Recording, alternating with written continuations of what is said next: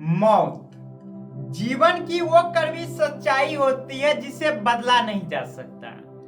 हर इंसान को पता होता है कि मौत का आना निश्चित है, फिर भी इंसान इन चीजों से इतना डरा होता है कि वो अपने जिंदगी को भी सही से जी नहीं पाता।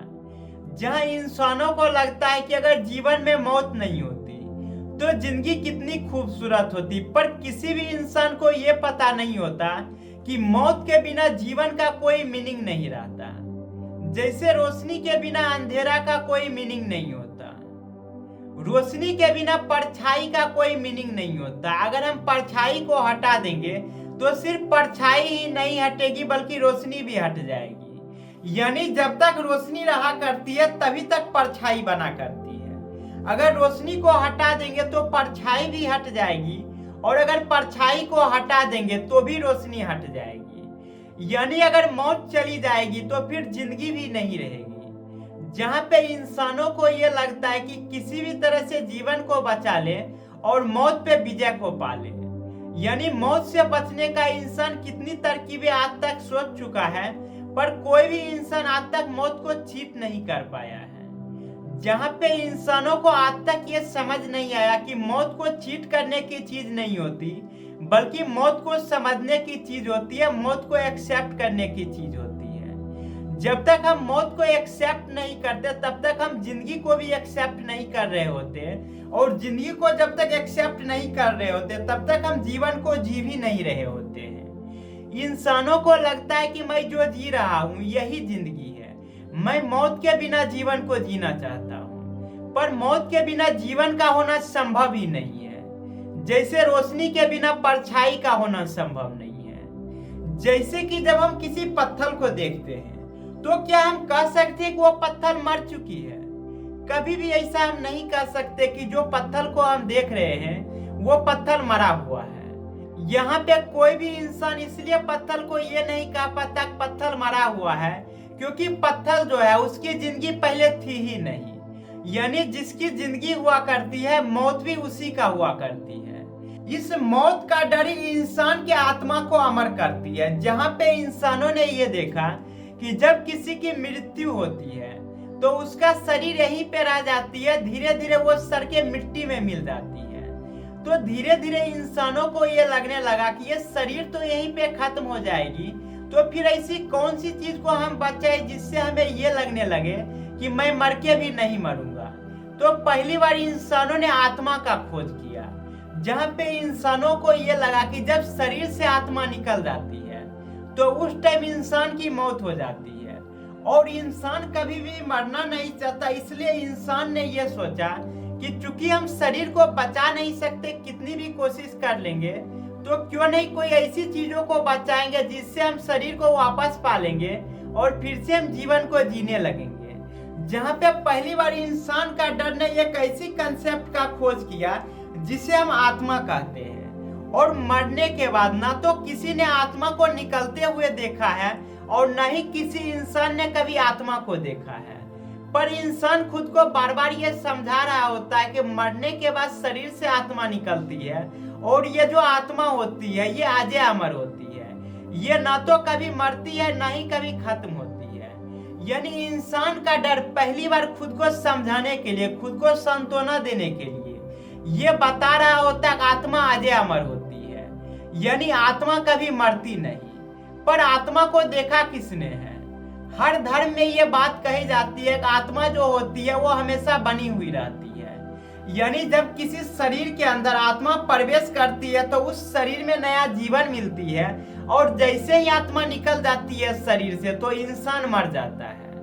तो यहीं से शुरू होता है इंसानों की वो बनावट जो इंसानों के डर के द्वारा बनाई गई है। जहां पे इंसानों ने ये समझा कि इंसान तो मर जाएगा, लेकिन मरने के बाद उसके शरीर से जो आत्मा निकलेगी वो भगवान के पास चली जाएगी, और फिर भगवान किसी न किसी रूप में हमें फिर से पैदा करेंगे, और जब हम पैदा होंगे तो हम उसी आत्मा के साथ पैदा होंगे और हमारा जीवन फिर से चलने लगेगा।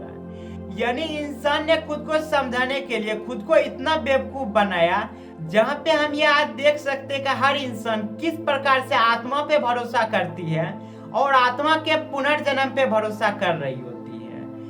हर इंसान यहाँ पे मौत को चीट करना चाहता है, पर मौत को चीट कभी किया नहीं जा सकता। जब भी हम मौत को चीट करने की बात करते हैं तो हम हमेशा जीवन से चीट कर रहे होते हैं, जीवन को धोखा दे रहे होते हैं। जब भी हम डरा करते हैं कि मौत के बाद क्या होगा, तो ये जो डरने का प्रोसेस होता है, हम जो ये सहम के रहा करते हैं, इन चीजों की वजह से हम जीवन को अच्छे से जी नहीं पाते।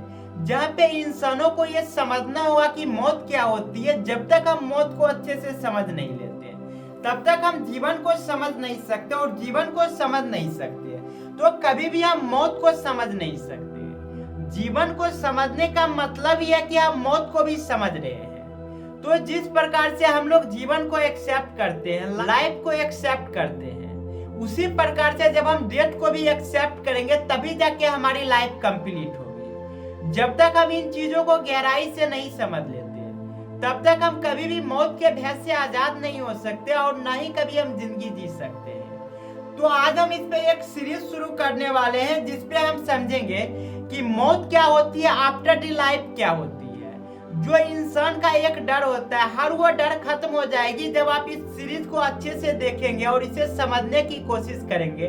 क्योंकि जब तक हम मौत को नहीं समझ लेते तब तक कभी भी हम जीवन को समझ नहीं सकते। तो सबसे पहले हम लोग ये समझते हैं कि मौत क्या होती है और इंसानों की मौत कैसे होती है। जब भी हम कहते हैं कि किसी इंसान की मौत हो गई तो इसका मतलब सिर्फ इतना ही होता है कि उसका शरीर जो है वो अनकॉन्शियस हो गई है, यानी कि अब उसके शरीर में कोई मूवमेंट नहीं है, जिसकी वजह से हम ये कह देते हैं कि वो इंसान मर गया।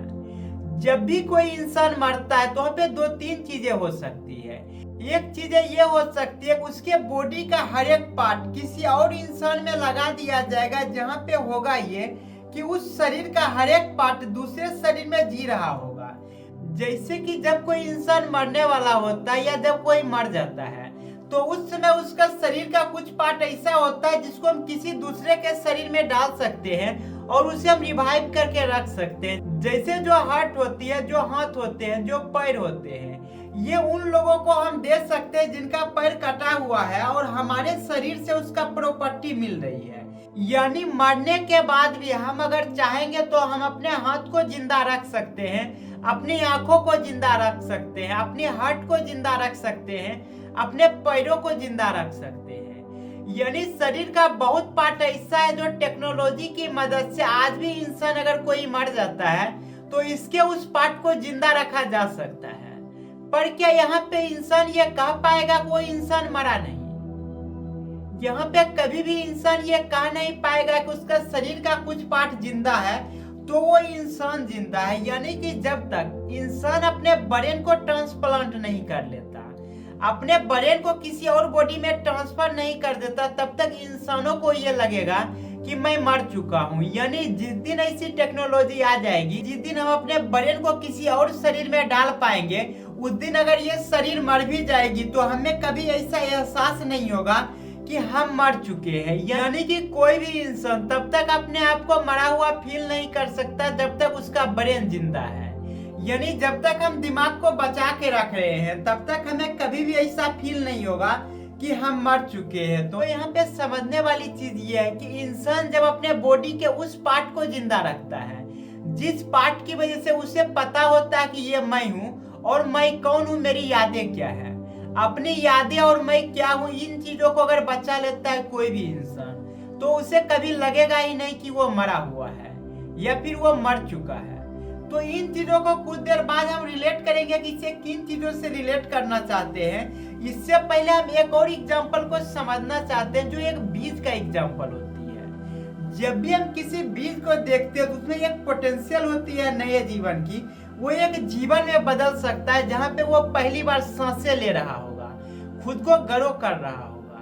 तो हम देखते हैं कि जब एक बीज को मिट्टी में लगा देते हैं और उसे सही से सारी न्यूट्रिएंट मिल रही होती है तो धीरे धीरे देखते हैं कि वो बीज अंकुरित होना शुरू होती है और अंकुरित होने के बाद वो एक धीरे धीरे पौधे बनने लगती है और पौधे जब धीरे धीरे बड़ा होती है तो एक समय आता है कि वो मैच्योर ट्री बन जाती है, यानी कि जवान वृक्ष। जब हम देखते हैं कि कोई सा भी वृक्ष जवान हो जाती है तो उसमें धीरे धीरे फल लगने लगते हैं और इस फल के अंदर वही बीज होती है जिस बीज को हम काफी दिनों पहले जमीन में लगाए होते हैं। यानी जब भी हम किसी पेड़ पौधे को देखा करते हैं तो उसका जो सफर होती है बीज से शुरू होती है और बीज पे ही जाने पे अंत हो जाती है। यानी कि बीज के फॉर्म में जीवन को हम सिमेट के रखे हुए थे, लेकिन जब उसे जमीन में लगाए तो देखे कि वो सांसें लेने लगी और जीवन को जीने लगी। और फिर एक समय ऐसा आया कि जब अपने जैसे बीज को वो फिर से पैदा की और उसे एक पैकेट में पैक कर दिया, और देखते हैं कि कुछ दिनों के बाद वो जो पेड़ थी वो धीरे धीरे सूख जाती है और वहां पे जो बची हुई रहती है वो बीज बची हुई रह जाती है, जिसमें वही जीवन का पोटेंशियल है जो कि इस बीज में पहले से थी, जो कि एक जीवन लेके अपने जीवन को समाप्त कर ली है। तो यहाँ पे हम देख सकते हैं कि जो जीवन बीज से शुरू हुई थी वो बीज पे ही आके खत्म हो जाती है। तो फिर जो बीज में थी वो क्या थी? अगर वो लाइफ थी जो बीज में थी, तो फिर जब ये बीज से फिर वापस बीज में आ गई तो फिर ये क्या थी?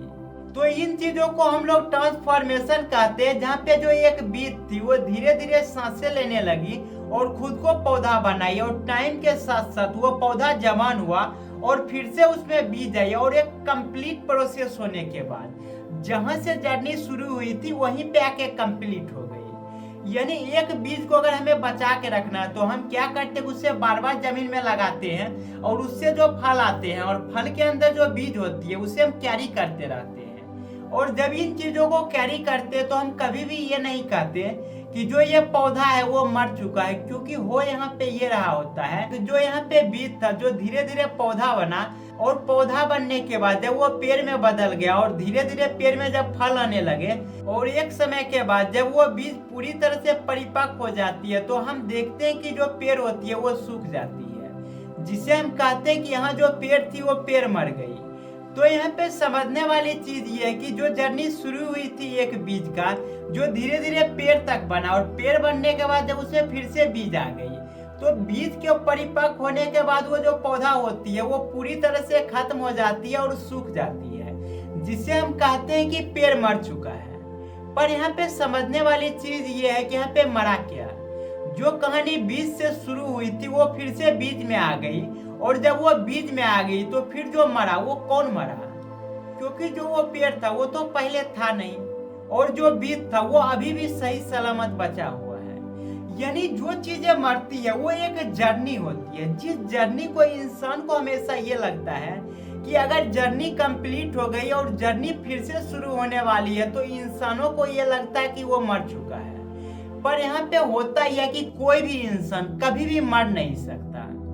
जो मरता है वो शरीर होता है। जैसे कि कुछ टाइम पहले हम ये समझे थे कि जब हम अपने ब्रेन को बचा लेते हैं और इसे किसी और शरीर में रखते हैं तो यहाँ पे हमें कभी ये लग नहीं रहा होता कि हम मर चुके हैं, क्योंकि जब तक हमारा ब्रेन जिंदा है तब तक हमें ऐसा फील होता है कि हम जिंदा हैं। जिसके वजह से होता यह है कि हर इंसान की जो एक चाहत होती है, हर इंसान की जो चाहत होती है संतान पैदा करने की, ये वही चाहत होती है जहाँ पे ये खुद को बचा रहा होता है, खुद को ये पुनर्जन्म के लिए तैयार कर रहा होता है। जहाँ पे जो बॉडी का स्पर्म होता है वो हर इंसान का पोटेंशियल होती है, जिसमें वही इंसान का जीवन फिर से पलने के लिए तैयार होती है।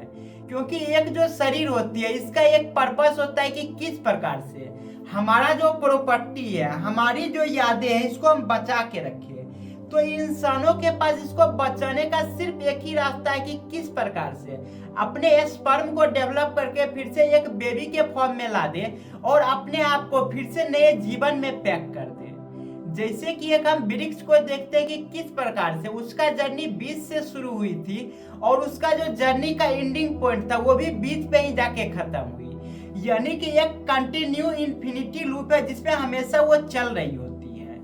उसी प्रकार से इंसानों में भी होता है कि जो इंसान की चाहत होती है संतान पाने की, वो इंसान को लगता है कि इसलिए मुझे संतान चाहिए होता है कि सभी लोगों को देखते हैं कि सभी लोगों को संतान चाहिए होता है। बुढ़ापे में कौन सहारा बनेगा, उन चीजों के लिए संतान चाहिए होता है। पर इंसान आज तक ये समझ नहीं पाया है कि इंसान को संतान इसलिए नहीं चाहिए होता है बुढ़ापे में वो उसका सहारा बन सके।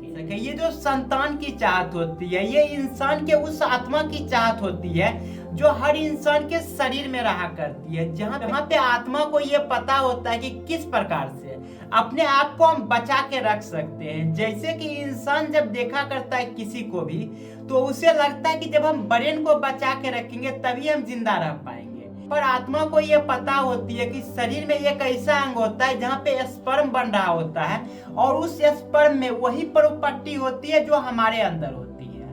अगर उस स्पर्म को हम लोग डेवलप करते हैं, जब हमारा बेबी आ जाती है तो उस बेबी के अंदर वही सारी प्रॉपर्टी होती है जो प्रॉपर्टी हमारे अंदर होती है। लेकिन इंसानों को लगता है कि जो चीज हम जान रहे हैं, जो चीज हम समझ रहे हैं, वो चीजें तो उसके अंदर है नहीं। पर यहाँ पे ये समझने वाली चीज ये है कि हम जो चीज समझा करते हैं, हम जो चीज सोचा करते हैं, जो चीज देखा करते हैं, ये सारी चीज बाहरी दुनिया की दी हुई है जिसमें हमारा कोई योगदान नहीं होता। हम किस परिवेश में पले बड़े हैं इन चीजों से हमारी मेमोरी बना करती है, पर जो हमारा सोल होती है वो हमेशा उतना ही प्योर रहती है, उतना ही कॉन्शियस रहती है, जो कि एक नए बेबी के फॉर्म में जब उन चीजों को डेवलप करते हैं। जहाँ पे जब मेडिकल के द्वारा भी चेक किया जाता है तो हमारा जो डीएनए होता है और हमारे बेबी के अंदर जो डीएनए होता है, दोनों के डीएनए में कोई चेंजेस नहीं होता है। यानी कि हमारा जो ब्रेन है और हमारा जो शरीर का शेप है, ये पूरे शेप को एक बीज के फॉर्म में हम कैद करके रखते हैं स्पर्म में, और जब उसको डेवलप कर देते हैं तो हम खुद के ही जैसे बच्चे को बना देते हैं। पर यहाँ पे ये जो प्रोसेस होती है पुनर्जन्म की, ये इंसानों को आज तक समझ नहीं आई।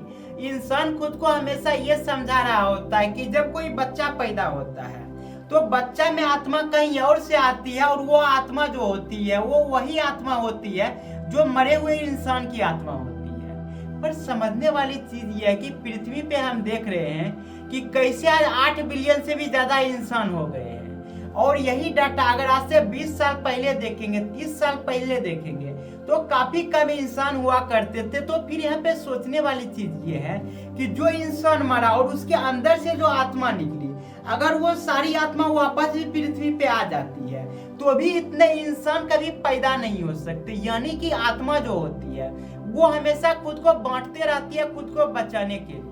और ये जो आत्मा का बंटवारा होती है ये शरीर के अंदर ही होती है, जहाँ पे आत्मा अपने छोटे से टुकड़े को हमेशा स्पर्म के साथ रखा करती है। और जैसे ही वो स्पर्म डेवलप होती है तो हम देखते हैं कि किस प्रकार से हमारी जो चाहत होती है, हमारी जो सोच होती है, धीरे धीरे हमारे बच्चे में भी वो चीजें डेवलप होने लगती है। यही तो कारण होती है कि बहुत ऐसी स्किल जो हम कभी बच्चे को सिखाए भी नहीं होते हैं, और अगर वो हमें आ रही होती है तो धीरे धीरे देखते हैं कि बच्चों में भी वो चीजें आ जाती है। ये वही प्रोसेस से आती है जहाँ पे हम अपने शरीर को फिर से एक नए जीवन के फॉर्म में तलाश रहे होते हैं। तो यहाँ पे समझने वाली चीज ये है कि जब एक बीज को देखते हैं कि बीज से सफर शुरू होती है और फिर बीज पे ही आके खत्म होती है, तो यहाँ पे हमें लगता है कि किसी की मृत्यु नहीं होती। उसी प्रकार से इंसानों में भी होता है कि जब इंसान अपने आप को फिर से पैदा कर लेता है तो इंसान की कभी मृत्यु नहीं होती है, और जिसकी मृत्यु होती है वो शरीर होती है, और ये जो शरीर होती है ये मिट्टी से बनी होती है और मिट्टी में ही मिल जाती है। पर इस मौत के इर्द गिर्द इतनी चीजें धरती पे बन चुकी है जिसमें इंसान पूरी तरह से फंस चुका है। तो आने वाले एपिसोड में हम लोग धीरे धीरे समझेंगे आफ्टर द लाइफ क्या होती है, इंसान मरने के बाद कैसा फील करता है। यहाँ पे हम ये समझ गए कि किस प्रकार से इंसान खुद को जिंदा रख लेता है, पर इंसान को ये बातें पता नहीं होती। तो आने वाले एपिसोड में हम लोग ये भी समझेंगे कि जब किसी का शरीर मर जाता है तो मरने के बाद उस शरीर के अंदर क्या फीलिंग रहती है, कैसा वो महसूस कर रहा होता है। ये काफी इंटरेस्टिंग चीजें होने वाली है, जिसे समझने के बाद धीरे धीरे जो है मौत का भय इंसानों के अंदर से खत्म होने लगे।